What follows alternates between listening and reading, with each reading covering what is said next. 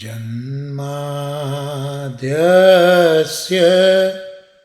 યતોન્વયાદિ તરતશ્ચાર્થે સ્વભિજ્ઞ સ્વરાટ તેને બ્રહ્મહૃદાય આદિકવયે મુહ્યન્તિ યત સૂરયઃ તેજો વારિમૃદાં યથા વિનિમયો યત્ર ત્રિસર્ગો મૃષા ધામ્ના સ્વેન સદા નિરસ્તકુહકં સત્યં પરમ ધીમહિ ધર્મઃ પ્રોષિતકૈતવોત્ર પરમો નિર્મત્સરાણાં સતાં વેદ્યં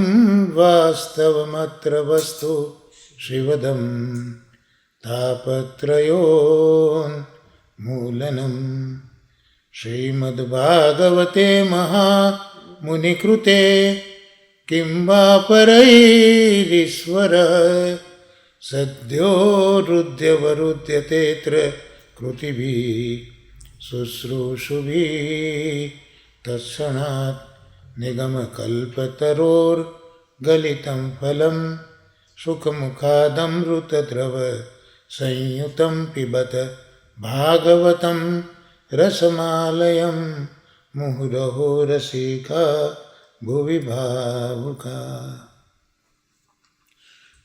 આજે શ્રીમદ ભાગવત અને પુરુષોત્તમ સહસ્રનામ સ્તોત્ર એના સત્સંગનું આહ્વાન કરીશું. શ્રી મહાપ્રભુજીના અનુગ્રહથી પરમ ભાગવત પૂજ્ય દાદાજી, પરમ શ્રદ્ધેય પૂજ્ય નવનીતપ્રિય શાસ્ત્રીજીના આશીર્વાદથી અને પરમ ભગવદીય શ્રી કીર્તનભાઈ શાસ્ત્રીજીની કાનીથી આપણે શ્રીમદ ભાગવતનો સત્સંગ પ્રભુ કરાવી રહ્યા છે. પ્રથમ સ્કંદ અને એનો 6ઠ્ઠો અધ્યાય એ અત્યારે આપણા અવગાહનમાં છેલ્લા ઘણા સત્સંગથી આપણે જોઈ રહ્યા છે. આપ બધાને એ જ્ઞાત છે જ કે વ્યાસ મહર્ષિજી જે પ્રભુની જ્ઞાન કલાનો સંપૂર્ણ અવતાર છે, એ વ્યાસજીએ એક વેદના 4 વિભાગ કર્યા છે: ઋગ્વેદ, યજુર્વેદ, સામવેદ, અથર્વવેદ. અને 4 વેદ પોતાના 4 પટ્ટ શિષ્યોને ભણાવ્યા છે, આપ્યા છે. પૈલ મુનિને ઋગ્વેદ આપ્યો, વૈશંપાયનજીને યજુર્વેદ આપ્યો, જૈમિનીજીને સામવેદ આપ્યો અને સુમંતુજીને અથર્વવેદ આપ્યો. હવે આ એક સેવા બાદ વિચારે છે વ્યાસ મહર્ષિજી કે જેનો વેદમાં અધિકાર નથી એ જીવો માટે શું કરવું. એટલે ઇતિહાસ, જેને મહાભારત આપણે કહીએ, એમ કે છે કે 1,00,000 શ્લોકો એની અંદર મૂક્યા છે, જેમાં ત્રિવર્ણનો પણ અધિકાર બતાવ્યો એમના આત્માના કલ્યાણ માટે. વ્યાસજીએ બ્રહ્મસૂત્રો પણ લખ્યા બ્રહ્મને સમજાવવા માટે. વ્યાસજીએ વેદમાં કહેલી બધી જ વિધાઓ, આજ્ઞાઓનું પાલન કર્યું છે. આટલું બધું કર્યા છતાં પણ વ્યાસજીના હૃદયમાં સુકૂન, જેને શાંતિ, સંતોષ આવું મળતું નહોતું. આ તો મહર્ષિ છે, પોતે વિચારે છે કે આવું કેમ થયું, મને કેમ સંતોષ થતો નથી, કંઈક હજી કેમ ખૂટતું એવું લાગે છે. અને એ કેમ ખૂટે છે, કેમ ખૂટે છે, કેમ ખૂટે છે એમ વિચાર કરતાં કરતાં એ ખૂટતું એમના હૃદયમાં ખૂંચવા લાગ્યું. ત્યારે એમની આ તીવ્ર આરતી પ્રભુએ જોઈ અને પ્રભુએ પોતાનો આવેશ જેનામાં છે એવા નારદજીને મોકલ્યા. એટલે આ બંને ભગવદ અવતારો છે અને બંને ભગવદ અવતારોનું મિલન વ્યાસાશ્રમમાં થયું છે. વ્યાસજી નારદજી પધારે છે એ પહેલાં મનથી એ વિચારે તો છે કે મારાથી કદાચ પ્રભુનું જે નામ, પરબ્રહ્મનું જે નામ ગવાવું જોઈએ, કદાચ એ થઈ શક્યું નથી એમ આપ પોતે સમજી શક્યા છે, વિચાર એવો આવ્યો છે. અને એ મંથન કરતા હતા અને નારદજીનો પ્રવેશ થયો છે. અને નારદજી પછી એમને વ્યાસજીને એમના મનનો ખેદ એમના વ્યાસજીના ચહેરા ઉપર દેખાઈને જ કહે છે કે આવું કેમ, આપે તો આટલું બધું કર્યું છે. અને પછી નારદજી પોતાની જે જીવનની કથા છે તે કહેવાની શરૂઆત કરે છે.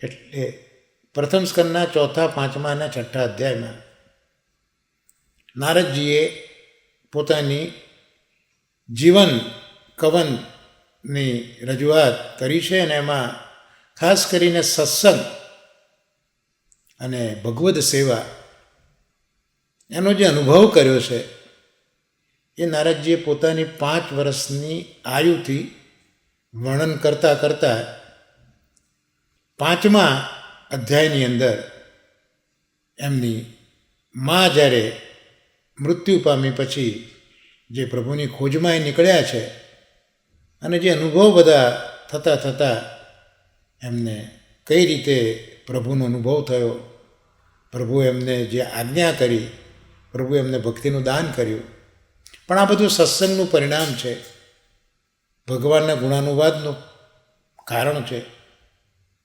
આ બધું વ્યાસજીને કહેતા કહેતા આપણે આ 6 અધ્યાયની અંદર પ્રથમ સ્કંદના અત્યાર સુધી 34 શ્લોકોનું અવગાહન શ્રી મહાપ્રભુજીના અનુગ્રહથી અને મહાપુરુષોના આશીર્વાદથી કરી શક્યા છે. તો આજે હવે પ્રથમ સ્કંદના 6 અધ્યાયમાં આપણે આગળ વધીશું. શ્લોક નંબર 35નું અવગાહન આપણે કરીશું. શ્લોક આ પ્રમાણે છે: એતદ્ ધયાતુર ચિત્તાનામ માત્રા સ્પર્શે છયા મુહુઃ ભવસિંધુ પ્લવો દૃષ્ટો હરિચર્યાનું વર્ણનમ. અહીંયા પણ 35 અને 36મા શ્લોકની સંગતિ તો છે જ, એટલે આપણે એનો અનુવાદ સાથે જોઈશું, પણ હમણાં એનો જે સંધિ વિચ્છેદ છે એ 35મા શ્લોકમાં જોઈ લઈએ. તો પ્રથમ પંક્તિમાં જ એતત યાતુર ચિત્તાનામ, એમાં સંધિ છૂટી પડશે. એતત આતુર ચિત્તાનામ. બીજો શબ્દ માત્રા સ્પર્શેચ્છયા, એટલે માત્રા સ્પર્શ ઈચ્છયા. આ સંધિ વિચ્છેદ 35મા શ્લોકમાં. હવે એનો અન્વયાર્થ દાદાજીએ જે કર્યો તે આપણે જોઈએ. તો માત્રા સ્પર્શેચ્છયા એટલે માત્રા સ્પર્શ ઈચ્છયા, એટલે વિષય ભોગની ઈચ્છાથી. મુહુહુ એટલે વારંવાર.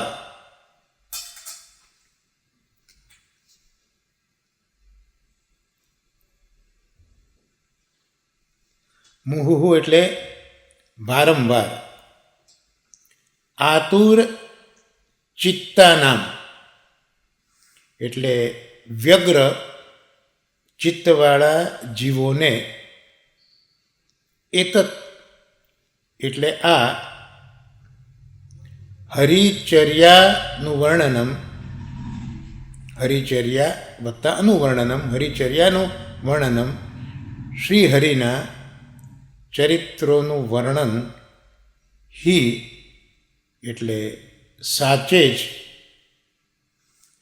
ભવ સિંધુ પ્લવ સંસાર સાગર તરી જવા નૌકારૂપ, દૃષ્ટ એટલે જોયેલ છે. આ અન્વયાર્થ થયો. હવે 36મા શ્લોકની પણ સંધિ વિચ્છેદ અને અન્વયાર્થ આપણે જોઈ લઈએ. તો 36મો શ્લોક. યમાદિભિર યોગ પથૈ કામ લોભ હતો મુહુ મુકુંદ સેવયા યદ્વત તથાત્માદ્ધા ન શામ્યતિ. અહીંયા સંધિ વિચ્છેદમાં પ્રથમ પંક્તિમાં યમાદિભિર્યોગ પથૈ એટલે યમાદિ, યમ વત્તા આદિ, ભી વત્તા યોગ પથૈ અને તથાત્માદ્ધા એમાં તથા વત્તા આત્માદ્ધા આ સંધિ વિચ્છેદ જોયો. હવે એનો આપણે અન્વયાર્થ જો જોઈએ તો મુહુહુ એટલે વારંવાર. કામ લોભ હતઃ એટલે કામ તથા લોભથી હણાયેલા. આત્મા, અહીંયા આત્માનો અર્થ મન કર્યો છે. આત્માના ઘણા અર્થો થાય છે, પણ અહીંયા આત્માનો અર્થ કર્યો છે મન. યદ્વત એટલે જેમ, મુકુંદ સેવયા મુકુંદની સેવાથી જેટલું, શામ્યથી શાંત થાય છે, તથા એટલે તેટલું, યમ આદિભિ યમ વગેરે, યોગ પથૈ યોગ માર્ગોથી, અદ્ધા ખરેખર, ન શામ્યથી શાંત થતું નથી. હવે આ 35-36 શ્લોકની સંગતિ છે એટલે અનુવાદ આપણે સાથે જોઈએ. દાદાજીએ જે લખ્યો છે તો વિષય ભોગની ઈચ્છાથી વારંવાર દુઃખી થતા જીવોને માટે આ શ્રી હરિ ચર્ચાનું વર્ણન એ સંસાર સાગર તરવા માટે નૌકારૂપ છે. એ જ્ઞાનીઓએ જોયું છે. વારંવાર કામ તથા લોભથી હણાયેલ મન ભગવાન મુકુંદની સેવાથી જેટલું શાંત થાય છે તેટલું યમ નિયમ વગેરે યોગ માર્ગોથી તે પ્રસન્નતા અનુભવતો નથી. એટલે અહીંયા 35મા શ્લોકમાં નારદજી એક સુંદર વાત કરે છે. જે વાત જ્ઞાનીઓએ જોઈ છે, જ્ઞાનીઓએ અનુભવી છે, જ્ઞાનીઓએ એનો સાધન તરીકે ઉપયોગ કર્યો છે. તો કઈ વાત? તો હરિચર્યા. હરિચર્યા એટલે હરિની સેવા અને હરિ સંબંધી ગુણાનુવાદ. સેવા સત્સંગ બંને એ હરિચર્યા, હરિની સેવા, સન્મુખમાં સેવા અને અનુસરની અંદર ગુણાનુવાદ, તો આ હરિચર્યા એનું વર્ણન, હરિચર્યા કર્યા કરવી, તો એ નૌકારૂપ છે. આવું જ્ઞાનીઓએ જોયું. પ્લવહ નાની હોડી હોય ને, નૌકારૂપ છે. પણ શેના માટે એ નૌકારૂપ બની ગયું? દરિયો તરવા માટે? ના. દરિયો તો છે, સંસાર એ પણ સાગર છે. એટલે આ હરિચર્યા રૂપી જે નૌકા છે એ સંસાર સાગર તરવા માટે નૌકારૂપ છે. આવું જ્ઞાનીઓએ જોયું. તો આ સંસાર સાગર તરવાની ઈચ્છા ખાસ કરીને કોની હોય? તો આમ તો બધા જીવોને હોય, પણ એમાં કયા જીવો? જે વારંવાર દુઃખી થતા હોય એવા જીવો. પણ વારંવાર દુઃખી કેમ થતા હોય? તો વિષય ભોગની ઈચ્છાથી.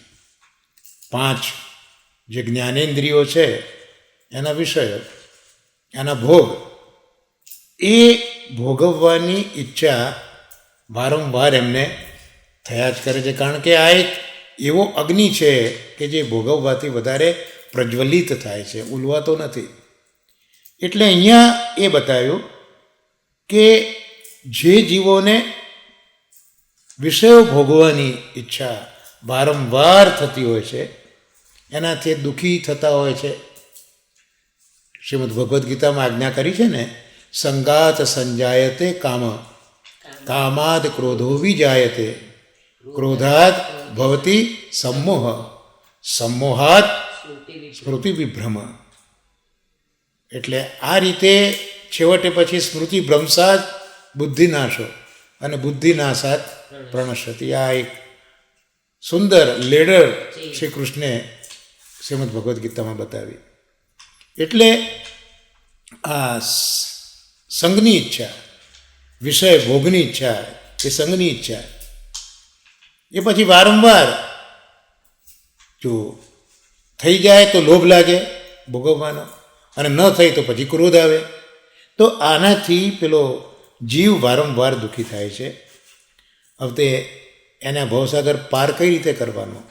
તો એક નાવડી ઠાકુરજીએ મોકલી છે જે આ સંસાર સાગરને તરાવી દે છે, અને એ છે હરિચર્યા. તો આ નૌકા હરિચર્યા. એટલે પરીક્ષિતજીએ સુખદેવજીને પૂછ્યું છે કે મારા પિતૃઓ આ કઈ રીતે ભવસાગર તરી ગયા? તો કૃષ્ણનો આશ્રય હતો ને, એટલે કૃષ્ણના આશ્રયના લીધે જે ભવસાગર છે એ પેલું ગાયની ખરી જેવો થઈ ગયો. પછી એ ભવસાગર ના રહ્યો, પણ એ ગાયની ખરી જેવો થઈ ગયો.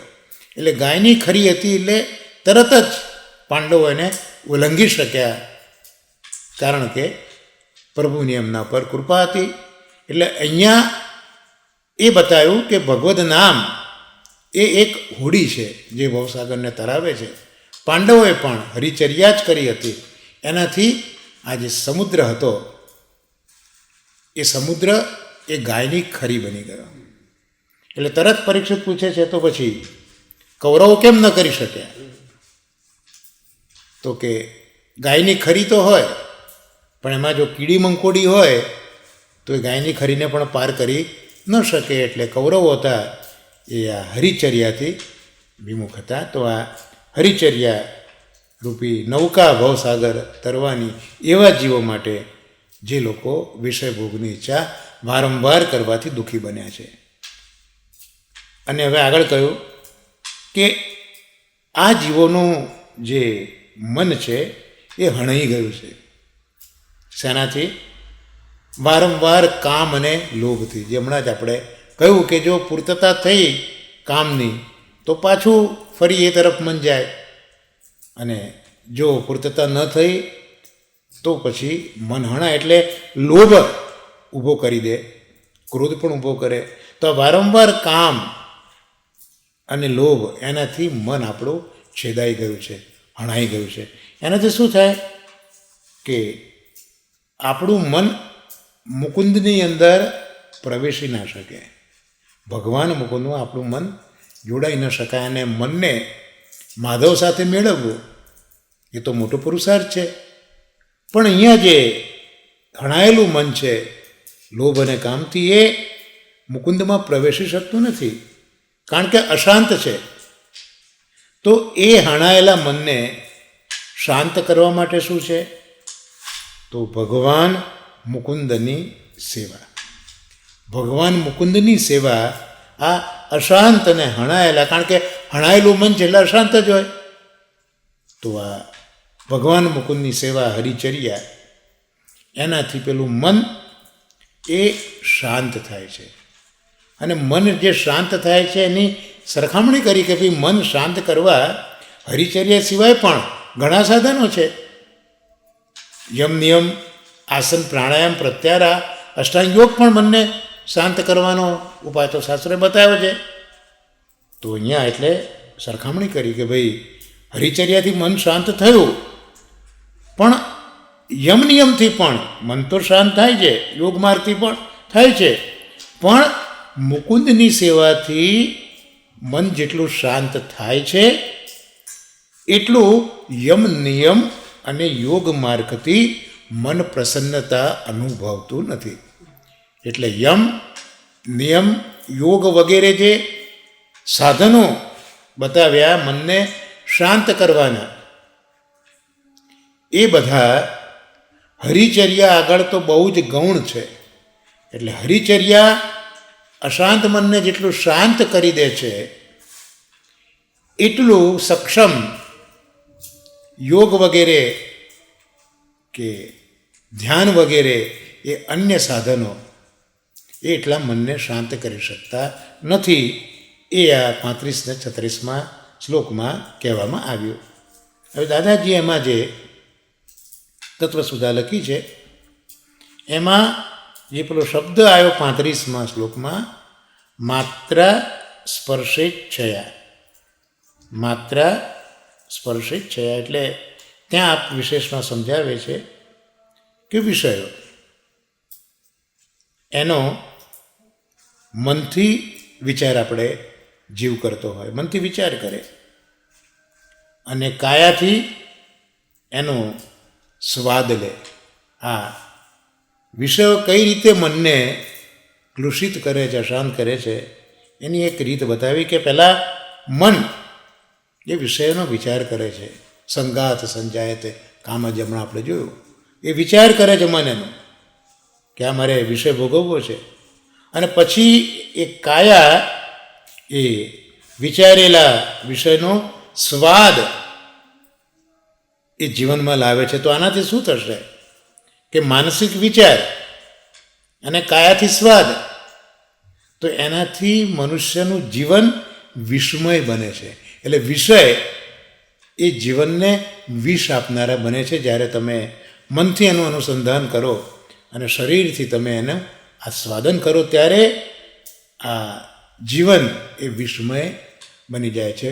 ભક્તો યમુનાજીને એ જ વિનંતી કરે છે ને કે સંસાર સાગર વિષમતી તાહિતે મોહે ઉદ્ધરીએ. યમુનાજીને જ વિનંતી કરી છે કે આ સંસાર સાગર એ વિષથી ભરેલો છે, તો એનાથી આપ મારો ઉદ્ધાર કરો. અને માયા એટલે કે આસક્તિ, એ વિષયોમાં સમાવિષ્ટ થઈને જ વસેલી હોય છે. માયા એટલે અજ્ઞાન, આત મારું તારું, આસક્તિ, આ બધી વસ્તુઓ વિષયોમાં જ આવીને સમાયેલી હોય છે. એટલે એ વિષયોમાં સમાવિષ્ટ પેલી માયા કે આસક્તિ, એનાથી એ વિષયો વાળું માનસ અને કાયિક સ્પર્શ એનાથી દૂર રહેવું જોઈએ. એ વિષયોને મનના વિચારોથી અને કાયાના સ્પર્શથી દૂર રાખવા જોઈએ. તો એના માટે કયું સાધન, એના માટે શું કરવું? તો હરિચર્યાનું વર્ણનમ. એટલે આમે હરિશબ્દ છે. હરિશબ્દ જ ભક્તોના તાપ દુઃખને હરનારો આ શબ્દ છે. એટલે એ મનમાં જે તાપ, ક્લેશ, કામ, ક્રોધ, લોભ આનું બધું હરણ કરનાર એ હરિ જ એક સક્ષમ તત્વ છે. તો એ હરિની ચરણ સેવા કરીએ અને હરિના ચરિત્ર અમૃતનું જો પાન કરીએ તો હવે એ એક રસાયણ છે. તો એક રસાયણ છે. અહીંયા જે માત્રા શબ્દ મૂક્યો આપણે એનો અર્થ જોયેલો હતો કે માત્રા એટલે વિષય, માત્રા એટલે વિષય ભોગ. પણ બીજો માત્રાનો એક અર્થ રસાયણશાસ્ત્રમાં, આયુર્વેદના રસાયણશાસ્ત્રમાં માત્રા કોને કહેવાય? તો જે પેલા રસાયણ વૈદો રસાયણ આપે ને, તો રસાયણ એવું હોય કે બહુ અલ્પ લેવું પડે. એટલે 100ના ટપકા ઉપર જ એ પ્રવાહી લગાડીને, રસાયણ લગાડીને દર્દીને એની ટ્રીટમેન્ટ માટે આપે. આને માત્રા કહેવાય, ખૂબ જ અલ્પ. એટલે આ જે રસાયણવાદી હોય, રસાયણશાસ્ત્રવાળા, એ આ માત્રાનો એટલે માત્રા એટલે 100ના ટપકા ઉપર જ એનો સ્પર્શ થયેલો હોય એટલી જ દવા એની અંદર રસાયણ હોય. તો આ માત્રાનો એક અર્થ ઊભી થાય. એટલે અહીંયા મેં એટલા માટે કહ્યું કે હરિચરિત્રામૃત પાન એક રસાયણ છે. તો રસાયણ પણ માત્રાના ભાવથી લેવાનું ને. એટલે આ રસાયણ છે જે પેલી માત્રા એટલે વિષયો છે, એ વિષયોને દૂર કરવામાં મદદરૂપ થાય છે, એવું આ રસાયણ છે. એટલે એક માત્ર ભાર જ જો આપણે હરિનું નામ દઈએ તો પણ આ ભવસાગર આપણે પાર કરી જવાય, એવો એક અર્થમાં ભનિત થાય છે. અને વ્યાસજી એનું જ વિધાન કરે છે. વ્યાસજી પણ આ જ વાત કહે છે. હવે 36મા શ્લોકમાં જોયું કામ લોભ હતઃ. તો જીવની હાલત કેવી છે કે કામ અને લોભે એને હણી નાખ્યો છે. એટલે જે આ પેલો વિકાર છે ને, કામ લોભ એ બધો વિકાર છે. તો એ વિકાર એક ગજબનો શિકારી છે. આ વિકાર, કામ, લોભ બધું એક ગજબનો શિકારી છે. અને એ વિવેકી માનવનો પણ કામ, લોભ અને શોકથી શિકાર કરે છે. એટલે આ જે વિકાર છે એ વિકાર વિવેકી માણસના પણ માન, લોભ અને શોકનો શિકાર કરી દે છે, હણી નાખે છે. કામ અને લોભના બીજ તો અંતઃકરણમાં છે જ, કારણ કે કેટલાય જન્મોના સંસ્કાર, વાસનાઓ એ આપણા મનની અંદર હોય છે. સંસ્કાર બુદ્ધિમાં હોય અને વાસનાઓ મનમાં હોય. એટલે જ્યારે મૃત્યુ થતું હોય ત્યારે જે સૂક્ષ્મ દેહ અથવા તો લિંગ દેહ જે 17 તત્વનો બનેલો છે, અને 17 તત્વમાં મન પણ છે અને બુદ્ધિ પણ છે. તો પંચમહાભૂતનું ખોળિયું તો બળી ગયું, પણ જે સૂક્ષ્મ દેહ, લિંગ દેહ, વાસના દેહ એક જ છે. આ ત્રણ નામ એકના જ છે, એક જ વસ્તુના 17 તત્વોનો બનેલો હોય, જેમાં બુદ્ધિ પણ હોય અને મન પણ હોય. એટલે પંચમહાભૂતના ખોળિયામાંથી નીકળેલું આ વાસના દેહ, લિંગ દેહ એ પોતાની સાથે મન અને બુદ્ધિને કેરી કરીને બીજા શરીરમાં પ્રવેશ કરતો હોય. એટલે એ મનમાં અગાઉના જન્મોની દબાયેલી વાસનાઓ મન કેરી કરતું હોય, અને બુદ્ધિ એ અગાઉના સંસ્કારો કેરી કરતા હોય. જે પછી આ નવા જન્મમાં કયા પ્રકારનું કર્મ ફળ ભોગવવાનું છે એના પર આ બધો આધાર રહેતો હોય છે. એટલે આ કામ અને લોભના બીજ અંતઃકરણમાં હોય છે, અને ક્રોધ એ બહારથી આવનારી વસ્તુ છે. ક્રોધનું બીજ એ અંદર નથી, અંતઃકરણમાં તો કામ અને લોભ જ છે, પણ ક્રોધ એ બહારથી આવે છે. કારણ કે કહ્યું ને કે જ્યારે આપણા ભોગવાઈની કામનાઓ પૂર્ણ ન થાય એટલે વ્યક્તિને ક્રોધ આવે છે. તો ક્રોધ એનું બીજ બહારથી આવે છે, અને કામ અને લોભ અંતઃકરણમાં છે. એટલે એ હવે બહારથી આવેલો ક્રોધ એ અંતઃકરણમાં પ્રવેશી જાય. એટલે કામ અને લોભ એ દુર્જય જીતી ના શકાય એવા દુશ્મનો છે. કામી અને લોભી એ હંમેશા મનના મરેલા હોય, એમના મન જાગૃત હોય જ નહીં. એટલે કામી અને લોભી એ મનના મરેલા હોય અને એમને હવે સંજીવની જોઈએ. એ મરેલા જે મન છે એને હવે આપણે સજીવન કરવું છે. તો સંજીવની કઈ? તો મુકુંદ ચર્યા અને મુકુંદ સેવા એ હવે આ મરેલા મનની સંજીવની છે. એટલે અહીંયા હરિચર્યાની વાત કરી કે આ સંજીવની એ જ મુકુંદચર્યા અને મુકુંદ સેવા એ કરો તો જ પેલું કામી અને લોભી મન જે મરેલું છે એ પાછું જીવતું થાય. યમ નિયમ વગેરે રસ્તા તો છે, પણ સેવામાં તો સાક્ષાત મુકુંદનો જ પ્રસંગ પડે છે. એટલે એમાં જે હૃદય જેટલું સ્વયં શાંત થાય એટલું યોગ વગેરેથી થતું નથી. તો આપણે આ 35 અને 36મા શ્લોકના અવગાહનનો પ્રયત્ન કર્યો. હવે 37મો શ્લોક આપણે જોઈએ. તો એ શ્લોક પ્રથમ સ્કંદનો 6ઠ્ઠો અધ્યાય 37મો શ્લોક.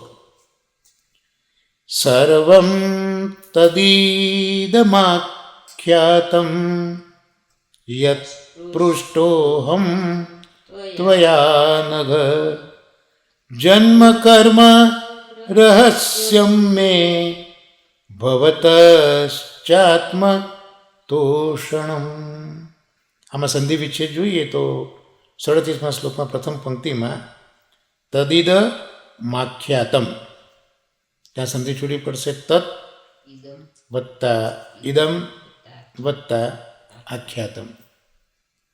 બીજો શબ્દ છે યત પૃષ્ટોહમ, તો ત્યાં યત વત્તા પૃષ્ઠ વત્તા અહમ. ત્રીજો શબ્દ ત્વયા નઘ, ત્વયા વત્તા અનઘ. અને બીજી પંક્તિમાં ભવતશ્ચાત્મ તોષણમ, તો ભવત ચ આત્મ તોષણમ. હવે અન્વયાર્થ જે કરેલું આપણે જોઈ લઈએ. તો સંબોધન છે અનઘ એટલે નિષ્પાપ. હે નિર્દોષ વ્યાસજી, વ્યાસજીને અહીંયા નિર્દોષ કહ્યું છે. આમ તો અનઘ એટલે જેનામાં પાપ નથી એટલે નિર્દોષ છે એવો અર્થ થાય. એ નિર્દોષ વ્યાસજી, ત્વયા તમારાથી, અહમ એટલે હું, યત જે, પૃષ્ઠ પૂછાયો છું, તત તે, સર્વમ બધું, ઇદમ આ, મેં મારું, જન્મ કર્મ રહસ્યમ જન્મ તેમજ કર્મનું રહસ્ય, ચ એટલે અને, ભવત આપના, આત્મતોષણમ આત્મસંતોષનું કારણ, આખ્યાતમ કહી સંભળાવ્યું છે. એનો અનુવાદ જોઈ લઈએ તો હે નિર્દોષ વ્યાસજી, આપે મને જે પૂછેલું મારા જન્મ કર્મનું રહસ્ય અને આપના આત્મસંતોષનું કારણ એ સર્વ મેં કહી સંભળાવ્યું. બસ એટલે અહીંયા આપણે રિટ્રોસ્પેક્ટિવલી જે વીતી ગઈ વાત જે શરૂઆતમાં આપણે જોઈ કે વ્યાસ મહર્ષિજીને જે કંઈક ખૂટતું લાગે છે, જે કંઈ આત્મામાં ખૂંચતું લાગે છે, એનું કંઈક કારણ, એનું સમાધાન જોઈએ છે. અને સમાધાન પછી એને કેમ દૂર કરવું, કેમ પાછું મન પ્રસન્ન કરવું, એ એમને જાણવું છે. એટલે નારદજી આવીને પૂછ્યું છે વ્યાસજીને કે કેમ આપ આટલા ખિન્ન લાગો છો, ઉદાસ લાગો છો, આપ તો મહર્ષિ છો. ત્યારે વ્યાસજીએ પોતાની વ્યથાની કથા નારદજીને કહી છે અને એના અનુસંધાનમાં નારદજીએ પોતાના જીવનની કથા એ કહીને સંભળાવી છે. એટલે અહીંયા વ્યાસજીને કહ્યું કે આપ તો નિર્દોષ છો, આપની અંદર કોઈ પાપ નથી, નિર્દોષ છો, ભગવદ અવતાર છે. અને તમે મને જે પૂછ્યું હતું એમાં મારા જન્મ, મારા કર્મનું રહસ્ય બધું આપે જાણવાની પ્રયત્ન કરી હતી. અને તમારા આત્માને અસંતોષ છે તો કેમ સંતોષ થાય આ બધું મેં તમને કારણ સહિત મેં કહી સંભળાવ્યું છે. આ 37મા શ્લોકનો અર્થ. ત્યાં તત્વસુધામાં દાદાજી કહે છે કે સજ્જન જીવન ચરિત એ સંજીવન સરિત છે. સરિત એટલે નદી, સંજીવન એટલે જીવાડનારી. તો જીવાડનારી નદી કઈ છે? તો સજ્જન જીવન ચરિત્ર. તો જે સજ્જનો, સજ્જન પુરુષોનું, સાધુ પુરુષોનું, સંત પુરુષોનું જીવન ચરિત્ર છે એ એક સરિતા છે જે મરતી વ્યક્તિને જીવાડે છે, જીવંત કરી રહે છે, સારી રીતે જીવંત કરે છે. તો અહીંયા નારદજીએ પોતાનું જે જીવન ચરિત્ર કહ્યું એ એક સજ્જન, એક સાધુ પુરુષનું જીવન ચરિત્ર હતું જે એક સંજીવન કરતી સરિતાની જેમ આ 4, 5 અને 6 અધ્યાયમાં વહી રહ્યું હતું. એટલે એમાં એ સરિતમાં પાન કરીએ, સ્નાન કરીએ કે એનું અવગાહન કરીએ તો એ સાથે જ જીવન પથનું ભાન થાય છે કે આપણા જીવનનું કર્તવ્ય શું છે એનું ભાન થાય. અને એ ભાન થયા પછી આપણું કર્તવ્ય જે કરવાનું છે એનું અનુસંધાન થાય. એટલે એક તો ભાન થયું અને પછી એનું અનુસંધાન થયું. એટલે વ્યાસજીને પણ અહીંયા પહેલાં ભાન થયું કે શું ખૂટે છે, કેમ મારો અસંતોષ છે, અને હવે એ અનુસંધાન કરશે એની અંદર લાગી જવા માટે. એટલે નારદજીએ પોતાના જીવનની સામાન્ય સ્થિતિમાં થયેલી દિવ્ય સ્થિતિનું દર્શન કરાવ્યું. એટલે નારદજી તો પહેલાં એક સામાન્ય 5 વર્ષનો અભૂત બાળક હતો અને એ આવી દિવ્ય સ્થિતિ ઉપર કઈ રીતે આવી ગયો, જે દિવ્ય સ્થિતિનું દર્શન કરાવ્યું એ અહીંયા 4, 5, 6 અધ્યાયમાં નારદજીએ કર્યું છે કે સામાન્ય સ્થિતિથી દિવ્ય સ્થિતિ સુધી કઈ રીતે પહોંચ્યા. અને વ્યાસજીને વિનવ્યું કે આપની નજરે હું આપને દેવર્ષિ દેખાઉં છું, પણ આ રીતનો સત્સંગ અને હરિયશો ગાન એ જ મને આ મંગલ સોપાનની શ્રેણીમાં મૂકી ગયું છે. નારદજી અહીંયા કેટલી સરસ વાત કરે છે. પોતે એનો જસ નથી લેતા, પણ આપ મને દેવર્ષિ કહો છો એનું કારણ શું નારદજી? એનું કારણ શું વ્યાસ મહર્ષિજી? કારણ કે આ 4 મહાપુરુષોનો થયેલો સત્સંગ અને ભગવાને કરાયેલા યશોગાન, આના કારણે હું આ એક મંગલ સોપાન, એક શ્રેણીમાં હું આવીને મુકાઈ ગયો છું. મારું જીવન સામાન્યથી દિવ્ય સ્થિતિમાં મુકાયું છે.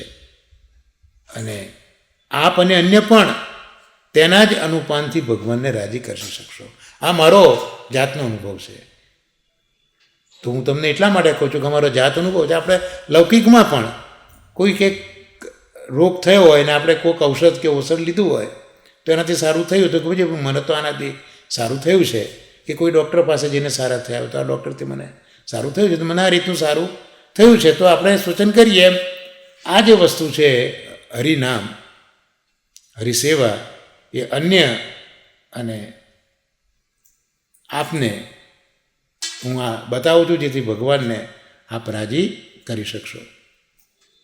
અને હવે પ્રથમ સ્કંદના 6 અધ્યાયની અંદર 2 શ્લોકો 38-39 બાકી રહે છે, જે આપણે જોઈ લઈએ. એની પણ સંગતિ છે. તો પહેલાં શ્લોક જોઈએ 38મો.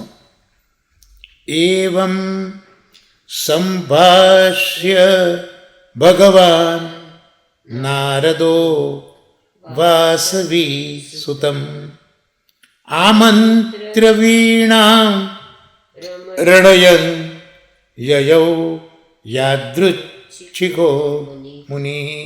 અહીંયા જે સંધિ વિચ્છેદ છે એમાં ભગવાન નારદો જે છે એટલે ભગવાન નારદો. હવે એમાં અન્વય અર્થ જોઈ લઈએ દાદાજીએ કરેલો 38મા શ્લોકનો. તો એવમ એ પ્રમાણે વાસવી સુતમ, વાસવીજીના પુત્ર વ્યાસજી, વ્યાસજીને સંભાષ્ય કહીને યાદૃચ્છિક ઈચ્છા મુજબ ફરનારા ભગવાન નારદ મુનિ આમંત્ર્ય હું જાઉં છું એમ કહીને વીણાને રણયન વગાડતા યયૌ ચાલી નીકળ્યા. હવે એની સંગતિમાં 39મો શ્લોક જોઈએ. અહો દેવર્ષિર્ધન્યો અહો દેવર્ષિધન્યોયમ યત કીર્તિમ શાંગધન્વન ગાયન્માદ્યનિદમ તંત્ર્યા રમયત્યાતુરમ જગત. સંધિ વિશે જોઈએ તો દેવર્ષિર્ધન્યોયમ, દેવર્ષિ ધન્યો અયમ. ગાયન માધ્યનિદમ, ગાયન વત્તા માધ્યન વત્તા ઇદમ, રમત્યાતુરમ રમયતી વત્તા આતુરમ. એનો અન્વયાર્થ દાદાજીએ કરેલો જોઈએ તો અહો સંબોધન છે. અહો આશ્ચર્ય વ્યક્ત કર્યું. અહો અયમ આ દેવર્ષિ નારદ ધન્ય ધન્યવાદને પાત્ર છે. ઓહો નારદ ધન્યવાદને પાત્ર છે. યત કારણ કે જે સારંગ ધન્વન, સારંગ આપણે જેને ગુજરાતીમાં સારંગ પાણી કહીએ ને, આ સારંગ ધનુષ્ય એને ધારણ કરનારા ભગવાનની કીર્તિને તંત્ર એટલે વીણા વડે. કારણ કે કેટલાક સંગીતના સાધનો એ તંતુથી વાગતા હોય એટલે અહીંયા એને તંત્ર કહ્યું. વીણા વડે ગાયન ગાન કરતા, માધ્યન આનંદમાં મસ્ત બનતા, ઇદમ એટલે આ, આતુરમ દુઃખી જગતને, રમયતી આનંદ ઉપજાવે છે. એટલે એની સંગતિ જોઈ લઈએ અનુવાદમાં કે આ પ્રમાણે વ્યાસજીને કહીને ઈચ્છા મુજબ વિહાર કરનારા, સર્વ સંકલ્પોથી રહિત ભગવાન નારદ મુનિ હું જાઉં છું એમ અનુમોદન માગી વીણા વગાડતા ચાલી નીકળ્યા. અહો આ દેવર્ષિ નારદને ધન્ય છે કે જે ભગવાન સારંગ ધનુષધારીની કીર્તિને પોતાની વીણા વડે ગાતા આનંદમાં મસ્ત થતા આ દુઃખી જગતને આનંદ ઉપજાવી રહ્યા છે. અહીંયા નારદજી માટે બહુ સરસ વિશેષણ વાપર્યું અને એ હતું ઈચ્છા મુજબ યાદૃચ્છિકો. એટલે જે ઈચ્છા મુજબ વિહાર કરે છે. પણ આ બધા ભગવદ્ ભક્તોનો વિહાર એમની ઈચ્છામાં તો ખરેખર ભગવદ્ ઈચ્છા જ વણાયેલી હોય. આપણે જેમ 252 ભગવદીઓમાં 3 તુંબડાવાળાની વાત જોઈએ છે તો 3 તુંબડાવાળા નીકળ્યા હતા ક્યાં અને ઠાકોરજી એમને ક્યાં પહોંચાડી દીધા. તો આ બધા ભગવદ્ ભક્તોની ઈચ્છા એ ભગવાનની ઈચ્છા હોય છે. એટલે અહીંયા લખ્યું કે નારદ ઈચ્છા મુજબ વિહાર કરનારા છે. એટલે ઈચ્છા મુજબ એટલે ભગવદ્ ઈચ્છા મુજબ વિહાર કરનારા છે. એ ભગવદ્ ઈચ્છા મુજબ વિહાર કરે છે એટલે તો એ વ્યાસ મહર્ષિજી પાસે આવ્યા અને ઈચ્છા મુજબ વ્યવહાર કરે છે. એટલે જ આપણે જોઈએ કે નારદજી એ કંસની પાસે પણ ગયા છે અને જેને સમાચાર આપ્યા છે કે ઠાકોરજીએ તો પહેલાં કેસી દૈત્યને પણ મારી દીધો છે. પણ આ બધું નારદજી પોતાની ઈચ્છાથી નથી કરતા, ભગવદ્ ઈચ્છાથી. તો આવી રીતે ઈચ્છા મુજબ વિહાર કરનારા નારદજી આ પ્રમાણે વ્યાસજીને કહી નીકળ્યા. અને નારદજી બીજો વિશેષણનો શબ્દ મૂક્યો, સર્વ સંકલ્પોથી રહિત છે. નારદજી સર્વ સંકલ્પોથી રહિત છે. એવા નારદજી ભગવાન નારદ મુનિ હવે વ્યાસજીને આટલું કહ્યા પછી હું જાઉં છું. નારદજીને વ્યાસજીને કહી દીધું કે હવે આપણે પણ છૂટા પડતા ચાલો હવે હું જાઉં છું, કામ પતી ગયું, હું જાઉં છું. અનુમોદન માગ્યું એટલે જાઉં છું કહીને અનુમોદન માગ્યું છે કે હવે હું જાઉં એટલે અનુમોદન માગી લીધું. અને એ રીતે એ વીણા વગાડતા પોતે ચાલી નીકળ્યા. એટલે આ સુતજી આ કથાને કહી રહ્યા છે અને વારી જાય છે નારદજી ઉપર કે ઓહો આવા નારદજી જેમણે વ્યાસ મહર્ષિજીનો અસંતોષ એ દૂર કર્યો અને ન માત્ર વ્યાસજીને પણ જગત માત્રને હરિચર્યા શીખવી, જેથી મનમાં રહેલો પેલો કામ અને લોભ અને બહારથી પ્રવેશેલો ક્રોધ એ શમી જાય. આવો રસ્તો બતાડનારા નારદજી, ઓહો નારદજી ધન્ય છે તમને કે જે ભગવાન સારંગ પાણી સારંગ ધનુષ્યને ધારનારા ભગવાનની કીર્તિને પોતાની વીણા ઉપર ગાતા જાય છે અને ગાતા ગાતા આનંદમાં મસ્ત થાય છે અને પોતે તો મસ્ત રહે છે, પણ આ દુઃખી જગતને પણ આ રીતે આનંદ ઉપજાવી રહ્યા છે, એક માર્ગદર્શન આપી રહ્યા છે. તો આવા દેવર્ષિ નારદને ધન્ય છે. અહીંયા તત્વસુધામાં દાદાજી લખે છે, એક વખત વિરહની વ્યથા આવી, એની સામે કોઈ વિવેકી ઊભી રહી શકતો નથી. વિરહ અને વ્યથા એની સામે કોઈ વિવેકી હોતો નથી. ત્યાં સુધી કે વેદાંત વાક્યો પણ થોડી વિરહ વ્યથા દૂર કરે, પણ એક સીમિત, એક થોડી ઘણી જ દૂર કરે. એટલે વેદાંત વાક્યોની પણ અસર બહુ સીમિત હોય છે, જે વિરહ વ્યથા દૂર કરે. એટલે વિરહ વ્યથાને દૂર કરનારો કોઈ વિવેક હોતો નથી. વેદાંતના વાક્યો છે પણ એ બી બહુ અલ્પ પ્રમાણમાં અસર કરે છે. વિયોગ વ્યાધિ સૌને સતાવે, વેદાંત વાક્યો નહીં કામ આવ્યા. એક પંક્તિ કોક જગ્યાએથી દાદાજીએ મૂકી છે કે વિયોગનો વ્યાધિ તો બધાને સતાવે છે અને એમાં વેદાંત વાક્યો નહીં કામ આવે, પણ એમાં વેદાંતના વાક્યો કામ આવતા નથી. વ્યાસ મહર્ષિજીએ પણ એક વેદના 4 વિભાગ કરેલા હતા, પણ એમને પણ આ વિરહ એ દૂર કરી શક્યા નથી. જ્યારે નારદજીને સ્વાગતે સન્મુખ ગયેલ મહર્ષિજી વિદાયમાન આપવા પણ ન ગયા. જો આ એક બહુ સરસ ઓબ્ઝર્વેશન છે કે જ્યારે નારદજી પધાર્યા ત્યારે વ્યાસ મહર્ષિ પોતાના આસનેથી ઊભા થઈને નારદજીને વેલકમ કરે છે અને જે કંઈ પૂજન વગેરે કરવાની વિધિ કરે છે.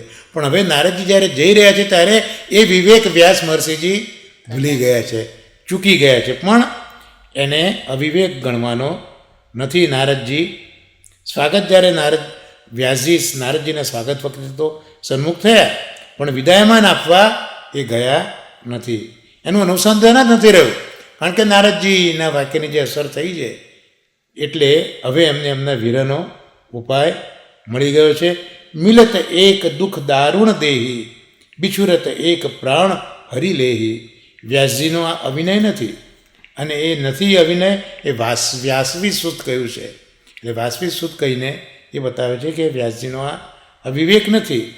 નારદજીએ તો અનુમોદન માગ્યું અને જે વ્યાસજીના નેત્રોમાંથી જે આંસુ આવ્યા છે એ આંસુ જ નારદજીને અનુમોદન આપ્યું છે, અને એ આંસુ એ નારદજીને વિવેક કરવાના અવરોધરૂપ આંસુ બની ગયા છે. એટલે આ વિયોગ જે છે એની મૂડી આંસુ છે.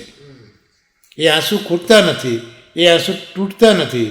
ધૈર્ય છૂટે ત્યારે એક જ આંસુ એવા છે જે ઓથ આપે છે અને અપનાવી લે છે. તો આ રીતે આજે શ્રી વલ્લભના અનુગ્રહથી પરમ ભાગવત પૂજ્ય દાદાજી કૃષ્ણકર શાસ્ત્રીજી, પરમ શ્રદ્ધેય શ્રી નવનીતપ્રિય શાસ્ત્રીજીના આશીર્વાદથી અને પરમ ભગવતે કીર્તનભાઈ શાસ્ત્રીની કાનીથી પ્રથમ સ્કંદનો 6ઠ્ઠો અધ્યાય એ આજે આપણે સંપન્ન કરીએ છીએ. આજે મારા માટે આનંદનો વિષય એ છે કે આજે તૃતીય ગુરુની અંદર જે તિલકાયત થયા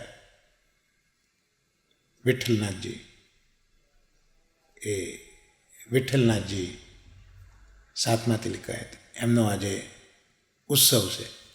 એ ઉત્સવના દિવસે આજે આ સત્સંગ કરવા માટે મળ્યો છે અને 6ઠ્ઠો અધ્યાય પ્રથમ સ્કંદનો એ અહીંયા આપણે સંપન્ન કરીએ છીએ.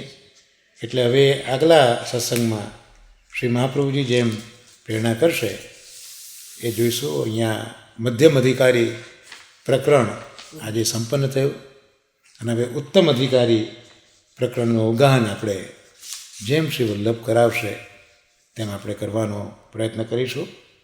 અને હવે આજના સત્સંગમાં જે પુરુષોત્તમ સહસ્ત્રનામ સ્તોત્ર છે એનું અગાન આપણે કરીશું. એટલે 3જો સ્કંદ સર્ગલીલા, અને એમાંય દેવહૂતિજી અને કરદમ ઋષિની કથા આપણે જોઈ રહ્યા છીએ. હવે તો ભગવાન કપિલ સાંખ્ય પ્રણેતા ભગવાન કપિલનું પણ પ્રાગટ્ય થઈ ગયું છે. તો એને સંલગ્નતાના કથાના નામો શ્રી મહાપ્રભુજીએ પ્રગટ કર્યા છે. છેલ્લા સત્સંગમાં આપણે 42મા શ્લોકમાં 177માં નામે સત્સંગને વિરામ આપેલો. આજે હવે 43મો શ્લોક જોઈશું. લૌકિકાનંદ દાતા ચ બ્રહ્માનંદ પ્રવર્તક ભક્તિ સિદ્ધાંત વક્તા ચ સગુણ જ્ઞાન દીપક. 178મું નામ લૌકિકાનંદ દાતા, એટલે લૌકિક આનંદ આપનારા. લૌકિક જીવોને સાંખ્યશાસ્ત્ર પ્રકટ કરીને આનંદ અર્પણ કરનારા 2 અર્થો પંચમલાલજી શ્રી રઘુનાથજીએ કર્યા છે. તો અહીંયા લૌકિક આનંદ કઈ રીતે, એ આ દેવહૂતિજી અને પોતાના પુત્ર કંદર્પ વચ્ચે કપિલ વચ્ચે થયેલા સંવાદના આધારે મૂક્યું છે કે દેવહૂતિજી તો માતા છે, કપિલજી પુત્ર છે. કપિલજી એટલે લૌકિકને અનુસરીને પણ માતાને આનંદ આપે છે, કારણ દેવહૂતિજીને અત્યારે પુત્ર માટે પ્રેમ છે. એટલે પ્રશ્નો પણ એવા પૂછે છે, લૌકિક લાગતા પ્રશ્નો છે, અને એના જવાબ આપીને આનંદ આપ્યો એમ અહીંયા કહેવા માગે છે. પ્રશ્નો પૂછે છે, આ પ્રશ્નો લૌકિકને અનુસરીને પૂછ્યા છે, જે 3 સ્કંદના 25મા અધ્યાયનું અગાન કરતા જોવા મળે. દેવહૂતિજી અહીંયા પોતાના પુત્રને કહે છે કે હું હવે આ ઇન્દ્રિયોની વિષય લાલસાથી ઉબાઈ ગઈ છું. હમણાં જ આપણા આ સત્સંગમાં પ્રથમ સ્કંદના 6 અધ્યાયમાં આપણે આ જ જોયું કે ઇન્દ્રિયોના વિષયોનું વિષ એ મનને અશાંત કરી દે છે, મનને વિંધી નાખે છે. એટલે અહીંયા દેવહૂતિજીએ પણ પેલા વિમાનમાં જે વર્ષો સુધી વિમાનની યાત્રા કરી છે અને જે ભોગો ભોગવ્યા છે, એટલે આ ઇન્દ્રિયોના વિષય લાલસાથી હું હવે ઉબાઈ ગઈ છું. આ લૌકિક વિષયો જેવા છે કે તમે ધરી જાઓ, ઉનાળો આવશે, હવે સરસ મજાનો રસ હશે, પણ કેટલો ખવાશે, ઉબાઈ જવાય. તો માં અહીંયા લૌકિક રીતે જ કહે છે કે હું હવે ઉબાઈ ગઈ છું ઇન્દ્રિયોના વિષય લાલસાથી, અને એટલે પરિસ્થિતિ અજ્ઞાનરૂપી અંધકારમાં પડે છું. જો આજના સત્સંગને અનુસૂર જ છે, એટલે વિષયો ભોગવીને મનની અંદર પેલો લોભ અને કામ ઊભા થયા છે, એટલે અજ્ઞાનરૂપી અંધકાર એમાં આવીને હું પડી છું. જ્યારે પુત્રને કહે છે, પુત્ર હોવા છતાં, કે આપ તો કેવા છો, સંસાર વૃક્ષની આપ કુહાડી દેવા છો, એટલે સંસાર વૃક્ષને છેદનારા એવા આપ છો. એટલે હવે આ મારું જે અજ્ઞાન છે એને આપ દૂર કરો, એટલે મારું જે આ સંસાર વૃક્ષ છે એને આપ કાપો. અને પછી આગળ પૂછ્યું કે ભક્તિનું સ્વરૂપ શું છે, અને મારા જેવી અબળા એના માટે કયા પ્રકારની ભક્તિ શ્રેષ્ઠ છે, કારણ કે ભક્તિ યોગો બહુવિધા એવું કહ્યું છે. તો કયા પ્રકારની ભક્તિ શ્રેષ્ઠ છે, અને પુત્ર કપિલ પણ માએ જે પૂછ્યું, તો ભગવાન કપિલમાં માતાને આ પ્રશ્નોના ઉત્તર આપીને આનંદ આપે છે. તો આ રીતે અહીંયા લૌકિકાનંદ દાતા એ કહ્યું, અને લૌકિક જો માટે તો સાંખ્યશાસ્ત્ર પ્રગટ કર્યું છે, એનાથી આનંદને અર્પણ કરે છે. 179મું નામ બ્રહ્માનંદ પ્રવર્તક, એટલે બ્રહ્મનો આનંદ આપનારા છે. આનંદ મુખ્યત્વે 2 પ્રકારના, લૌકિક અને અલૌકિક. અને એમાં અલૌકિક આનંદ એ જ શ્રેષ્ઠ છે, પણ એ આનંદ આપનારા પરમ કૃપાળુ પરમાત્મા છે, પ્રભુ છે. અને એ માટે શ્રુતિઓ પણ એ જ કહે છે કે કેવળ બ્રહ્મનો આનંદ જ મુખ્ય છે, બ્રહ્માનંદ જ મુખ્ય છે. અને તૈતરીય ઉપનિષદમાં આ આનંદની ગણના કરી કે એક ચક્રવર્તી રાજા હોય, એના આનંદથી 100 ગણો આનંદ પિતૃ લોકોનો હોય, એનાથી 100 ગણો આનંદ આજાનદ દેવોનો હોય, એનાથી 100 ગણો આનંદ કર્મદેવોનો હોય, એનાથી 100 ગણો આનંદ દેવોનો હોય, એનાથી 100 ગણો આનંદ ઇન્દ્રનો હોય, એનાથી 100 ગણો આનંદ ગુરુ બૃહસ્પતિનો હોય, એનાથી 100 ગણો આનંદ બ્રહ્માનો હોય, અને એનાથી 100 ગણો આનંદ અક્ષર બ્રહ્મનો હોય. આમ આનંદની ગણના અક્ષર બ્રહ્મ સુધી થઈ, પરબ્રહ્મના આનંદની ગણના ન થઈ. એટલે આ અલૌકિક આનંદ એ આ પરમાનંદ છે, પરમાત્માનો અલૌકિક આનંદ. અને એની અલ્પ માત્રામાંથી જ સર્વ બ્રહ્મલોક સુધીના લોકો આનંદનો અનુભવ કરતા હોય છે. કે એક આનંદના અલ્પ આનંદમાંથી, જેમ હમણાં આપણે જોયું ને, માત્રા એક ટીપકા ઉપર ટકે એટલો એક આનંદનો સ્પર્શ થાય, એનાથી બ્રહ્મલોક સુધીના લોકોની અંદર આનંદ ઉદ્ભવતો હોય છે. હવે 180મો શ્લોક, ભક્તિ સિદ્ધાંત વક્તા. તો ભક્તિના સિદ્ધાંતનું વિવેચન કરનાર, કારણ કે માએ પૂછ્યું છે ને કે કઈ ભક્તિ કરવા માટે હું સક્ષમ છું, તો ભક્તિના સિદ્ધાંતોનું વિવેચન કરનારા મુખ્યત્વે તો 9 પ્રકારની ભક્તિ અમર્યાદા ભક્તિ છે. શ્રવણમ કીર્તનમ વિષ્ણુ, શ્રવણમ કીર્તનમ વિષ્ણુ, સ્મરણમ પાદ સેવનમ, અર્ચનમ વંદનમ દાસ્યમ, સખ્યમ આત્મનિવેદનમ. આ પ્રહલાદજીએ પોતાના પિતાને કહ્યું છે 7મા સ્કંદમાં. તો શ્રવણ કીર્તન સ્મરણ પાદ સેવન અર્ચન વંદન દાસ્ય સખ્ય અને આત્મનિવેદન, આ 9 પ્રકારની ભક્તિનું વિવેચન છે.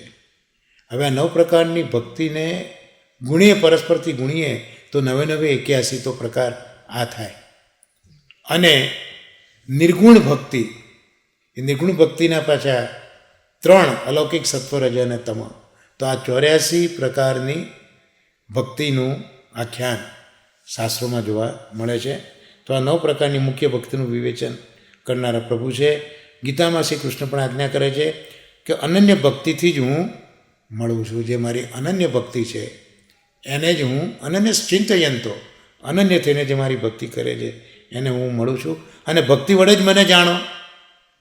અને 3જા સ્કંદના 25મા અધ્યાયમાં પ્રભુ આજ્ઞા કરે છે કે આલોક અને પરલોક અને ધન, પશુ, ઘર વગેરે છોડીને અનન્ય ભક્તિથી મારું જે ભજન કરે છે તે જીવને હું સંસાર સાગરથી પાર કરું છું. પાછો આપણો શ્રીમદ ભાગવતનો અહીંયા સત્સંગ આવી ગયો કે હરિચર્યા એનું અનુસરણ આપણે કરીએ ત્યારે ભવસાગર છે, એ ભવસાગર એ આપણે પ્લવ એક હોડી બની જાય છે અને આપણને ભવસાગરને પાર કરાવી દે છે. અહીંયા પણ એ જ કહ્યું કે આ બધું જ છોડીને મારી અનન્ય ભક્તિ કરો, હરિચર્યા કરો, તો સંસાર સાગરમાંથી પારેલા. આજના આ બંને સત્સંગોમાં હરિનામ સંકીર્તન અને એ જ ભવસાગર પાર કરનાર છે. યોગ કે બીજા બધા સાધનો એ એટલા બધા અસરકારક નથી. સગુણ જ્ઞાન દીપક 181મું નામ. 2 અર્થ કર્યા. સત્વાધિક ગુણયુક્ત જ્ઞાનને પ્રકાશ કરનારા અને ગુણમય તત્વોના જ્ઞાનને દીપાવનારા. તો ભગવાન પોતાના સગુણ સ્વરૂપનું નિરૂપણ કરે છે, કારણ કે નિર્ગુણ પણ કયા છે અને સગુણ પણ કયા છે. તો હવે જે સગુણ સ્વરૂપ છે ભગવાનનું એનું નિરૂપણ કર્યું છે. અને ભક્તો પર પ્રભુ અનુગ્રહ કરે છે, એટલે સત્વ વગેરે ધર્મોવાળો પ્રપંચ સંસાર સંબંધી જ્ઞાનનો પ્રકાશ કરે છે. એટલે સત્વ વગેરે ધર્મોવાળો પ્રપંચ સંસાર એના સંબંધી પ્રભુ જ્ઞાનનો પ્રકાશ કરે છે. અને સત્વાદી 3 ગુણોથી તત્વો પ્રગટ થાય છે. સત્વ, રજ અને તમ, એનાથી ગુણો પ્રગટ થાય છે. સત્વગુણ કેટલીક કેરેક્ટરિસ્ટિક હોય, રજની, તમન, એટલે આ મૂળ 3 સત્વાદી ગુણોથી બધું પ્રગટ થતું હોય છે. આવા તત્વોનું જ્ઞાન એને દીપાવનારા અને પ્રકાશ કરનારા પણ. એટલે આ તત્વો વિશે પણ સમજ આવે, કારણ કે સાંખ્ય એટલે સંખ્યા, તત્વની સંખ્યા, તો એ બધી સમજાવી છે અને પ્રકાશ કર્યો છે. જે 26મા અધ્યાયની અંદર શરૂઆતમાં આજ્ઞા કરે છે કે પ્રકૃતિ વગેરે બધા જ તત્વોના અલગ અલગ લક્ષણ બતાવું છું, કારણ કે આ તત્વોની માતા તો પ્રકૃતિ છે અને એ જાણવાથી પ્રકૃતિના ગુણોથી મુક્ત થવાય છે. તો આ સાથે જે પુરુષોત્તમ સહસ્રનામમાં ત્રીજા સ્કંદની અંદર 43મો શ્લોક 181 નામ સુધી અહીંયા સંપન્ન થયા. તો આ સાથે આજના સત્સંગના આપણે આશ્રયગાન સાથે વિરામ આપીશું. સાથે બોલીએ દ્રઢઈને ચરણન કેરો ભરોસો, દ્રઢઈને ચરણન કેરો, શ્રી વલ્લભ નખ ચંદ્ર છટા બિન સબ જુગમાજ અંધેરો ભરોસો, દ્રઢઈને ચરણન કેરો, साधन और नहीं आ कली में जासूं होत निवेरो, सूर कहा कहे दुविधा धड़ो, बिना मूलको चेरो भरोसो, दृढ़ चरणन केरो. श्री गोवर्धन नाथ की जय, श्याम सुंदर श्री अम्ने महाराणी की जय, श्री आचार्य श्री महाप्रभु जी की जय. સર્વે વૈષ્ણવને મારા નમસ્કારના ભગવત સ્મરણને વંદન.